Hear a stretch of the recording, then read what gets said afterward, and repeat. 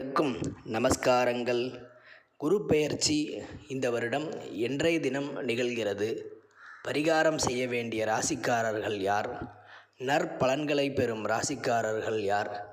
இந்த குரு பெயர்ச்சி காலத்தில் நாம் சொல்ல வேண்டிய ஸ்லோகங்கள் என்ன என்பது குறித்து இந்த பதிவு.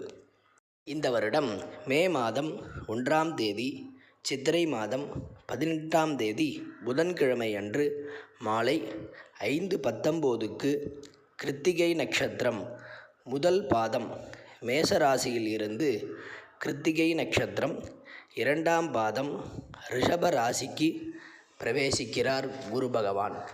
இந்த குரு பெயர்ச்சியில் நற்பலன்களை பெறும் ராசிக்காரர்கள் மேஷம், கடகம், கன்னி, விருச்சிகம், மகரம்.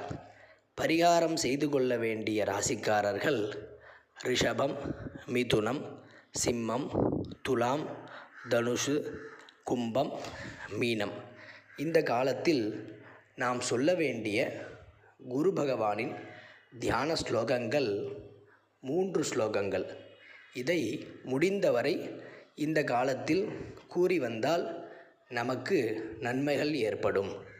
தப்த காஞ்சன வர்ணாபம் சதுர்புஜ சமன்விதம் தண்டாட்சசூத்திரமாலாஞ்ச கமண்டலு வரான்விதம் பீதாம்பரதரம் தேவம் பீதகந்தானுலேபனம் புஷ்பராகமயம்பூஷ்ணம் விசித்திரமகுடோஜ்வலம் ஸ்வர்ணாஸ்வரதமாரூಢம் பீதத்வஜ சுசோபிதம் மேரும் பிரதட்சிணம் கிருத்வா குருதேவம் சமர்ச்சயேத் அபீஷ்ட வரதம் தேவம் சர்வஜ்ஞம் சுரபூஜிதம் சர்வகார்யார்த்த சித்தியர்த்தம் பிரணமாமி குரும் சதா.